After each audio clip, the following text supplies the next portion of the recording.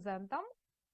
І сьогодні ми обговоримо дуже важливі питання для авторів і редакторів разом з професором АРМЕНом ГАСПАРЯном, який поділиться з вами своїм багаторічним досвідом редактора і експерта міжнародних бібліометричних баз даних, Scopus, зокрема.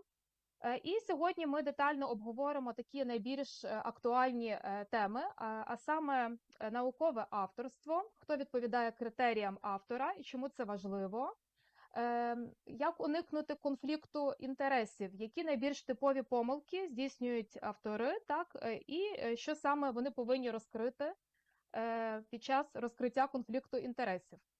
Також ми з вами сьогодні поговоримо про стандарти публікацій наукових статей і як шукати інформацію за допомогою міжнародних наукометричних баз даних, зокрема Scopus, і також як уникнути плагіату і те, що зараз дуже актуально, чи можемо ми користуватися штучним інтелектом, а саме чатом GPT, так, для написання наукових статей, і чи може ChatGPT, чи відповідає ChatGPT критеріям наукового авторства. І з великим задоволенням так запрошую долучитися до дискусії професора ГАСПАРЯна, який є нашим давнім другом, колегою. Він дуже добре розуміє українську мову, також вміє говорити, ну, але оскільки не на такому професійному рівні, то він буде говорити сьогодні англійською мовою, а я українською. Будь ласка, Армен Юрійович. Okay, Olena, can we just try to share screen? And... Yes, you can share your screen with our participants. Okay, so... Так, колеги, ми збираємося поділитися нашою сьогоднішньою презентацією, так, і бачу, що нам це вдається, так. Okay, I see.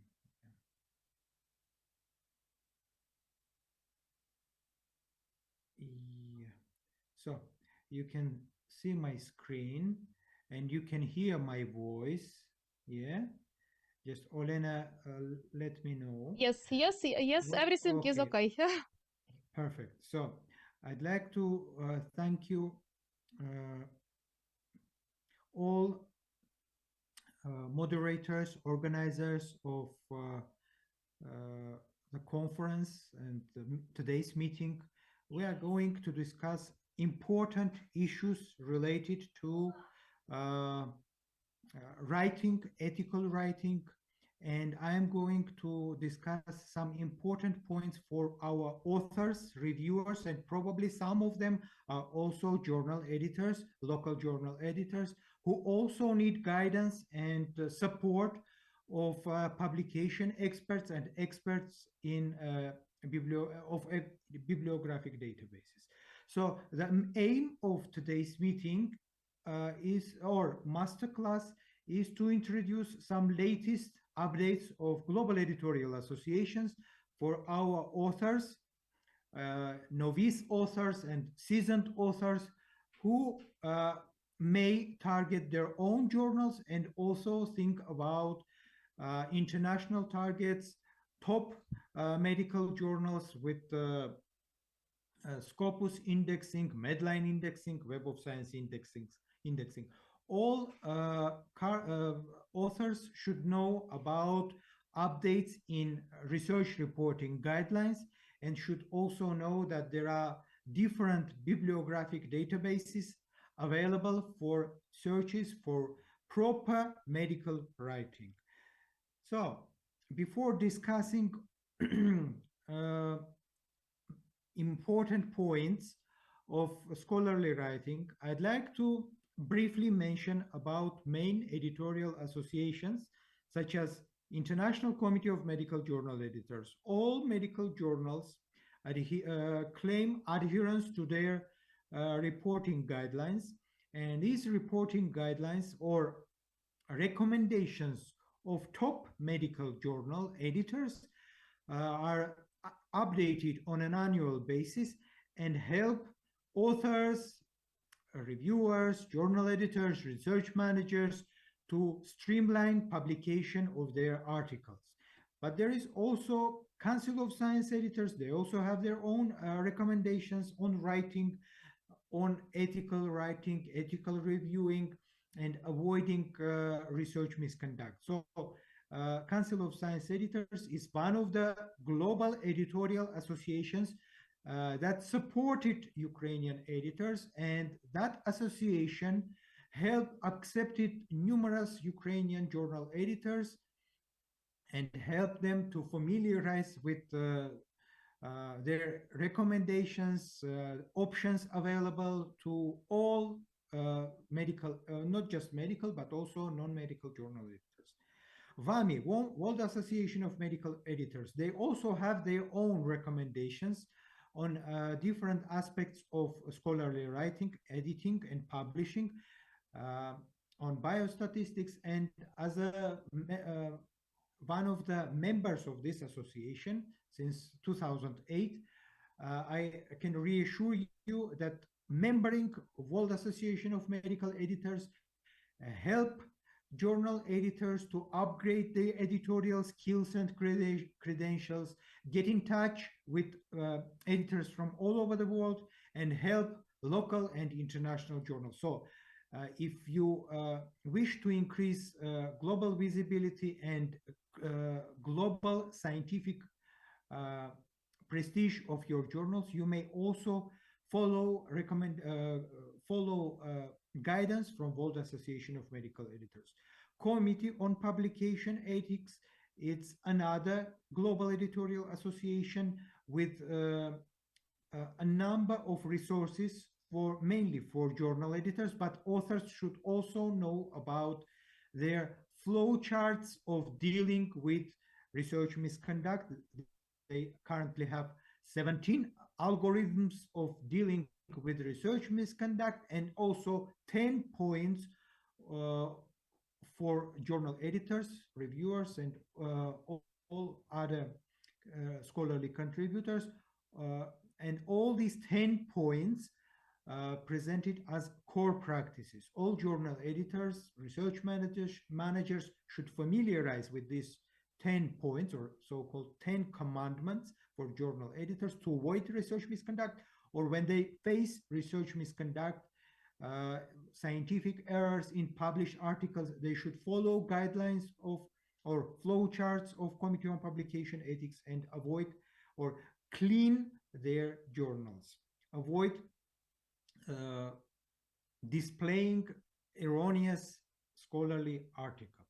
And finally, there is also Equator Network. It's an abbreviation of a quite important, influential association or organization, regularly displaying research reporting standards on their platform. So Equator Network is one of the leading platforms for journal editors, reviewers, and scholarly authors. Currently, there are more than 600 research reporting standards available on this platform, Equator platform, and I think that our Ukrainian colleagues will also follow, adhere to these research reporting standards. So I introduced International Committee of Medical Journal Editors as one of the top global editorial associations.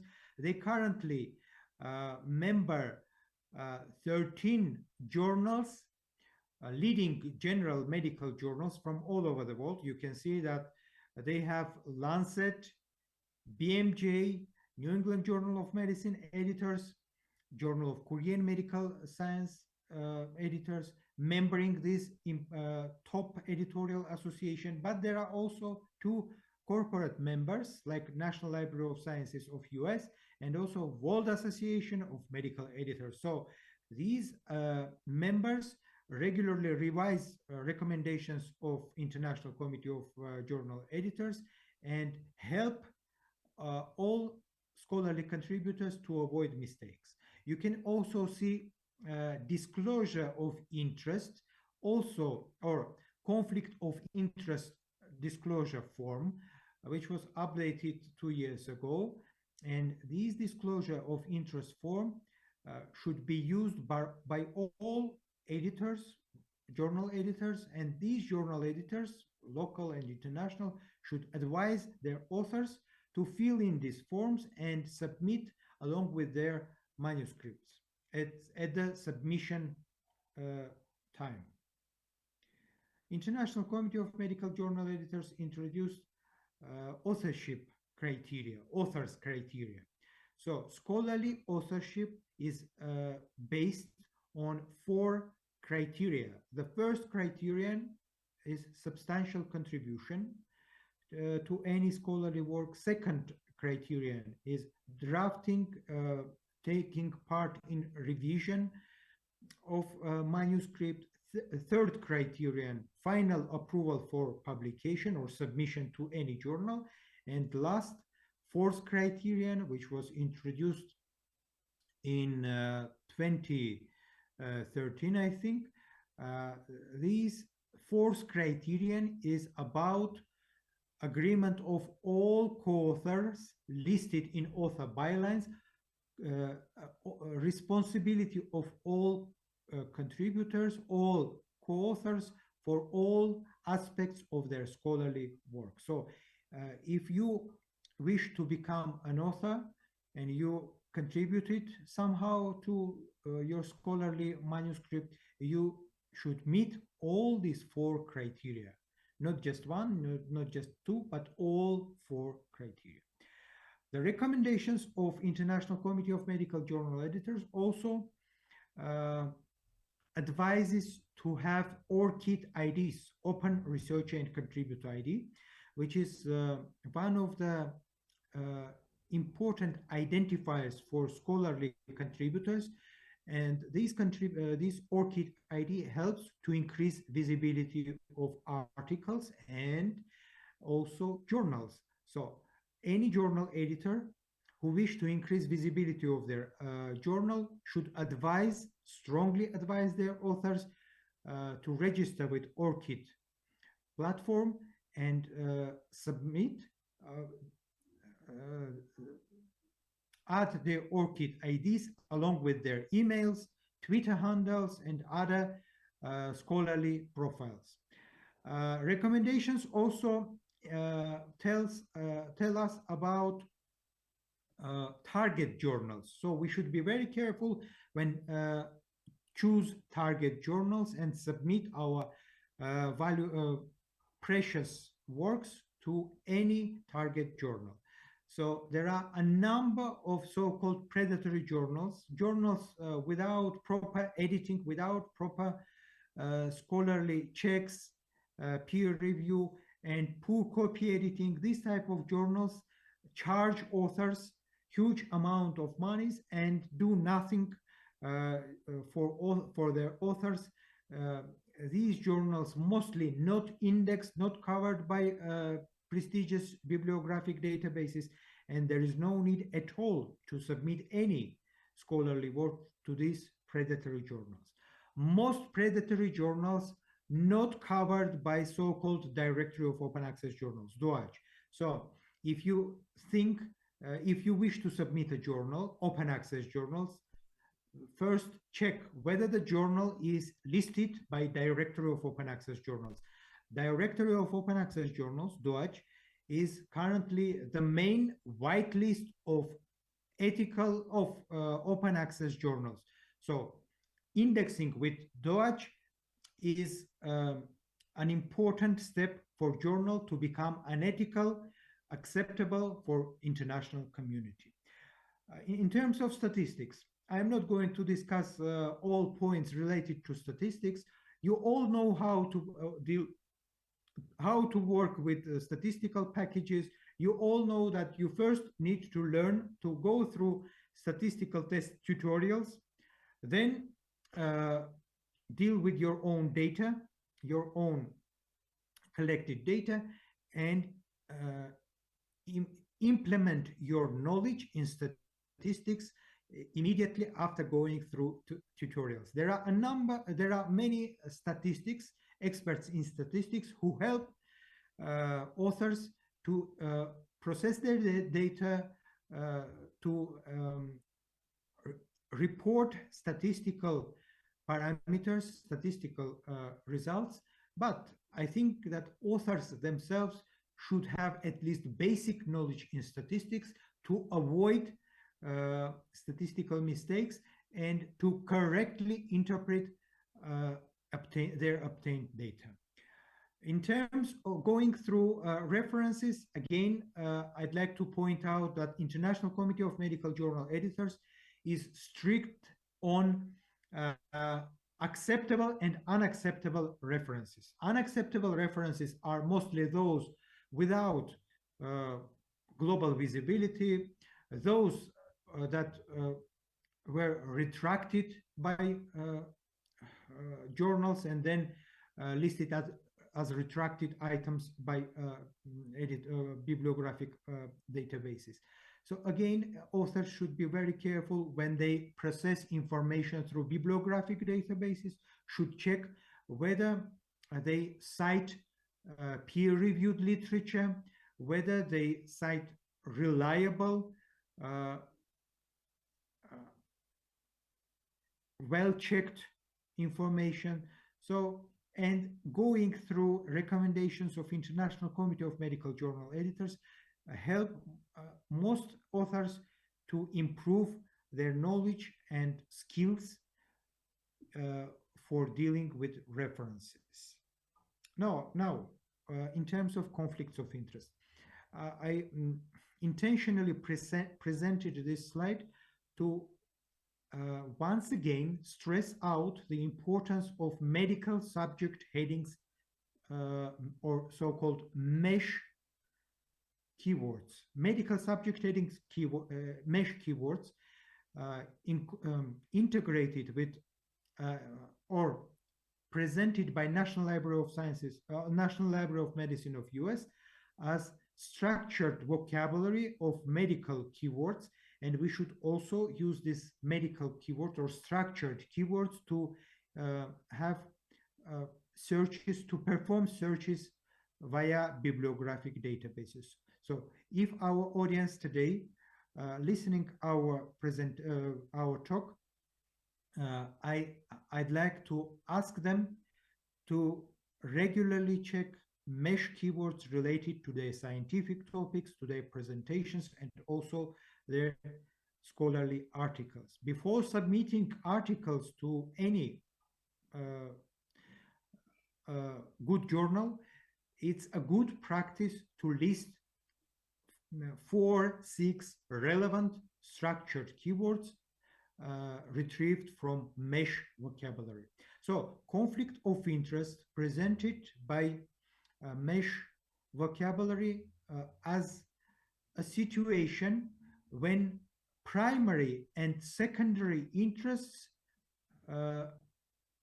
coincide. So anyone who wish to publish an article should carefully weigh primary and secondary interests. Primary interests are those related to quality of healthcare, to quality of patient care, while secondary interests are those related to interests of pharmaceutical agencies promoting their drugs, or academic institutions promoting their interests. So authors should know how to balance primary and secondary interests and how to avoid conflict between these two components. So this keyword was introduced in 1991, a long time ago, but still perception of conflict of interest is not globally acceptable. So globally perceivable of this conflict of interest of this keyword worldwide is vary widely. So local authors should be aware of this keyword, should avoid conflict of interest, and when they cooperate with pharmaceutical industry, promote their drugs, should carefully or in a balanced way present positive and negative sides. And when they authors, when they are supported by pharmaceutical industry, it's a medical culture or ethical culture to disclose this type of support in notes of their articles.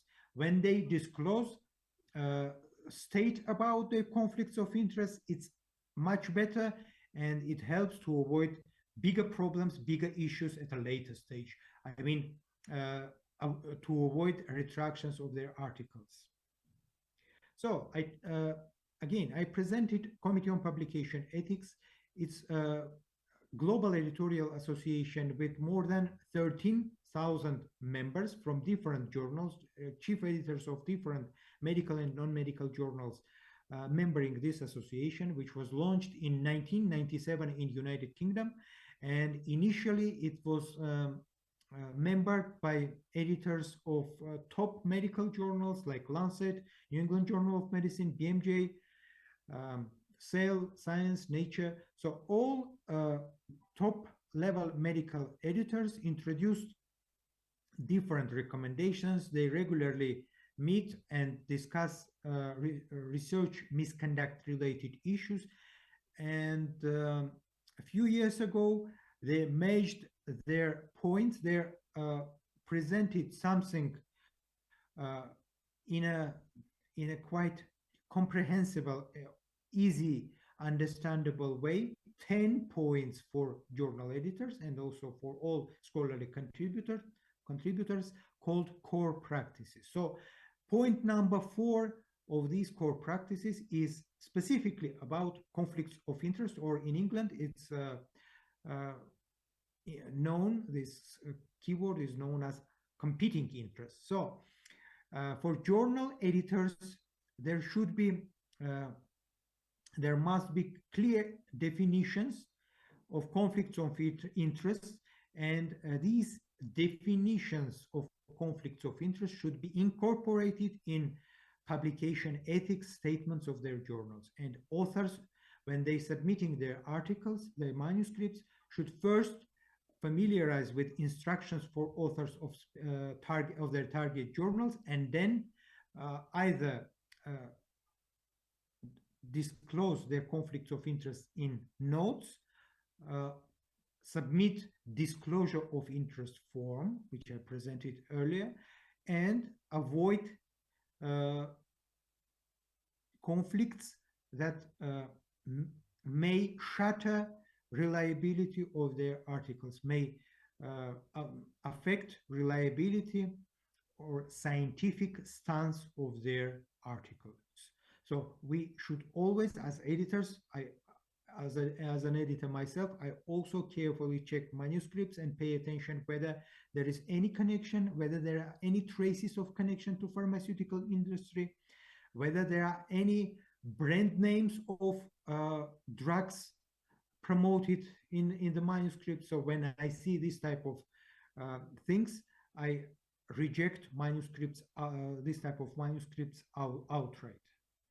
So currently, we also ask our authors to display a number of points in their footnotes, in notes of their manuscripts. So they should present funding.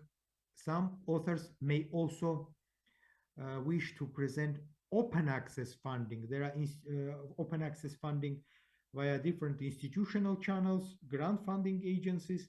So nowadays we move towards fully open access publishing, and I think that our audience today also should realize that obtaining grants for open access publishing is important for visibility of their articles. Competing interests or conflicts of interest should be also disclosed in footnotes. ORCID IDs, some journals also advise their authors to present not just ORCID IDs, but also handles of their social media channels like Twitter or X. Author contributions should be also disclosed, presented in an ethical way. Author contributions in line with 4 authorship criteria. And when not all contributors meet authorship criteria, they should simply acknowledge contributions in a separate line, acknowledge technicians, statisticians, nurses, those who helped to collect data, to process, edit manuscripts for language and for many other aspects. And currently, based on recommendations of global editorial associations such as International Committee of Medical Journal Editors, we ask our editors, our authors, to provide such a statement: open data sharing. What does it mean? It means that all authors should keep archives of their data permanently, without any reader may request data of authors, and authors should be ready to provide on a so-called reasonable request all the data to check for statistics, to check for reliability of their data, to avoid claims of manipulations and many other types of misconduct.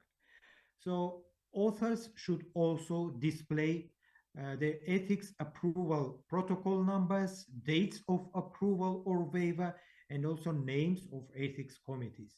I understand that most local ethics committees currently work under specific circumstances, and it's not easy for ethics committees in crisis, but ethics committees should somehow process all research protocols submitted for their approval or waiver, and should work remotely.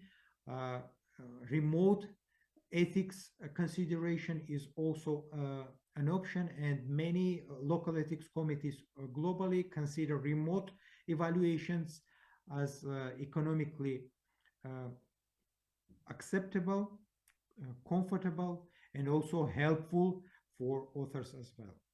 So I discussed Equator Network. Now I am going, and I told that there are more than 600 research reporting guidelines. These research reporting guidelines relate to different article types. You can see systematic reviews flow checklist of Prisma presented on Equator Network platform, flow checklist with 27 points. Points about methodology, inclusion and exclusion criteria, how to present results, etc., etc. And Prisma flow diagram tells us about searches through bibliographic databases at the initial stage, exclusion of irrelevant or poor articles, articles without full text, and at the end, this flowchart tells us that there should be limited number of articles for final analysis. Equator Network also displays standards for reporting surveys. So I think that local scientists, our audience, is planning numerous surveys, particularly in the time of crisis. And these online surveys are important scientific projects that should be helpful to our authors working in crisis.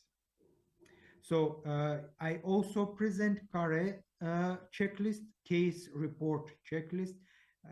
Those who present individual case studies should also adhere to these recommendations, to these points, and it's easy. 13 points. So these points are important for young or ongoing research fellows who mainly observe clinical cases and report few cases. So this checklist is also introduced about 10 years ago and important for those authors of case reports. So now about databases. There are global multidisciplinary databases like Scopus and Web of Science, and I think that most scientists in Ukraine, in Eastern Europe, rely on support of these editorial bibliographic databases. There are also freely available databases from Cochrane Library, so-called Central Database of Clinical Trials. For clinicians, it's an important asset for analyzing, for working on their systematic reviews.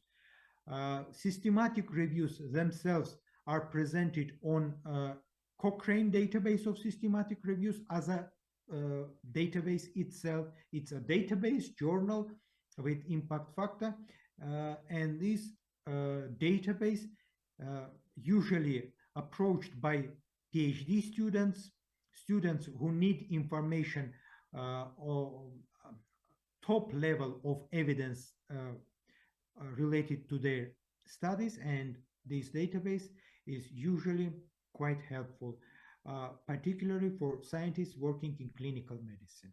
There are also specialist databases. I am not going to discuss all these databases. So most of these databases available to local scientists, specialists in different fields of science, such as, let's say, MBase, Excepta Medica, is for toxicologists, chemists, biochemists, pharmacologists, pharmacists, and other specialists in allied fields, and many other specialist databases. So these are important databases for searches. And finally, in terms of bibliographic databases of platform for searches, I'd like to stress out the importance of Directory of Open Access Journals. It's the whitelist of open access journals, and at the same time, it's a search platform. If you wish to search through open access journals, ethical open access journals, there are currently more than 20,000 journals from all fields, all subject categories, and just above 4,500 journals in the field of medicine. In terms of plagiarism, so it's important to avoid poor writing by properly structuring sentences, properly citing references, and knowing about plagiarism definition. So plagiarism relates not just words, texts, but also relates to data copying, copying of ideas, copying of images, graphs, and copying methodologies. Each of these components of plagiarism relate to different instances of misconduct. Let's say copying of ideas or stealing ideas usually takes place by inexperienced specialists, experts who steal ideas during peer review and transmit or ask their fellows to copy these ideas and do their works instead of acknowledging ideas obtained from somewhere. So copying images is again an act of plagiarism. When you draw figures, you should draw authentic figures. Currently there are many platforms like, such as BioRender to draw authentic figures, but again you should acknowledge the use of platforms such as BioRender when you draw authentic figures. And in terms of methodology, in your method sections, always acknowledge methods or tests used, and if you modify methodology, always clearly mark what is yours and what is already available or published somewhere. There are different instances of plagiarism: intentional and unintentional. Intentional theft, stealing, or plagiarism, when you know you are expert, you know everything about research misconduct, but still commit misconduct, steal ideas during peer review, steal methodologies, still images during your presentations and do not acknowledge primary sources of these graphs and images. And intentional plagiarism takes place when you inappropriately write introduction and discussion sections. So be very careful when you write your articles and discuss different ideas. Try to link scientific facts, ideas already published elsewhere, link with proper references. And unintentional... And one short question regarding this topic. What is the difference between text recycling and plagiarism? And is text recycling is acceptable? Yeah, text recycling is still considered as plagiarism. And when we use Authenticate or other software to check for plagiarism system, our software immediately highlights copied parts, and we should ask our authors to properly paraphrase, properly or shorten, edit, somehow avoid similarities, so-called text plagiarism or auto text recycling, or so-called auto plagiarism, auto copying. What is an example of text recycling? When someone author copies his own text from already published articles and present it without acknowledging that these their text passages were copied or published somewhere. So is it self-plagiarism? Still considered. Is it self-plagiarism? It's considered auto recycling, auto plagiarism. Text recycling is the same.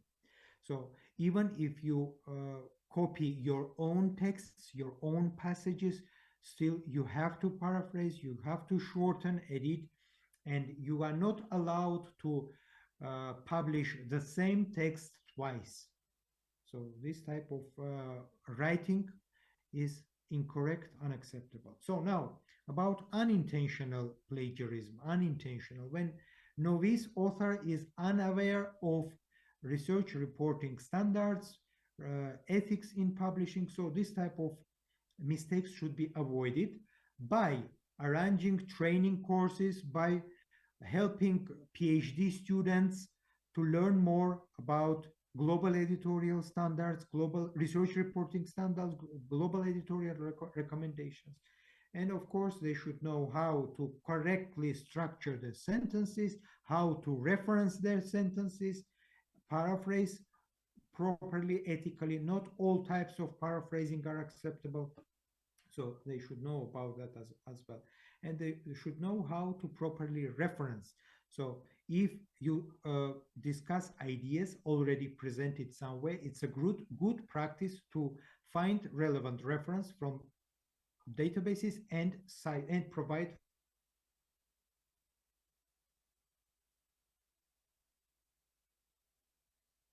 I used just Google Scholar, Google search to check for plagiarism. Nowadays, I rely heavily on Authenticate software, and I think that all research editors of different journals, like you, Olena, also use Authenticate to avoid publishing contents with copying.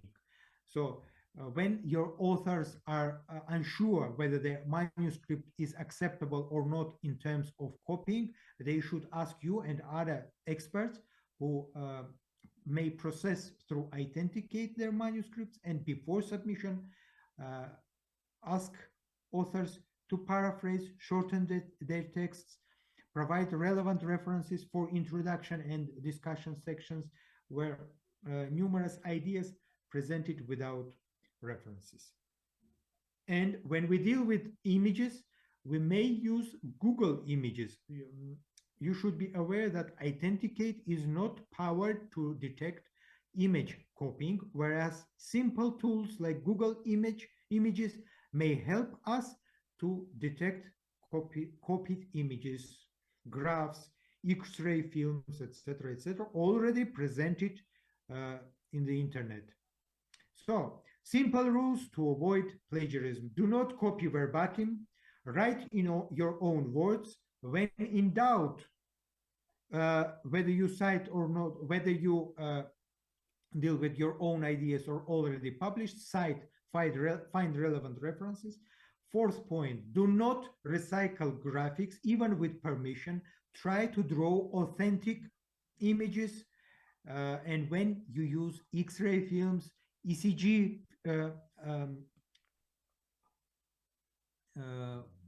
films, you should always acknowledge source of these graphs, images, and films.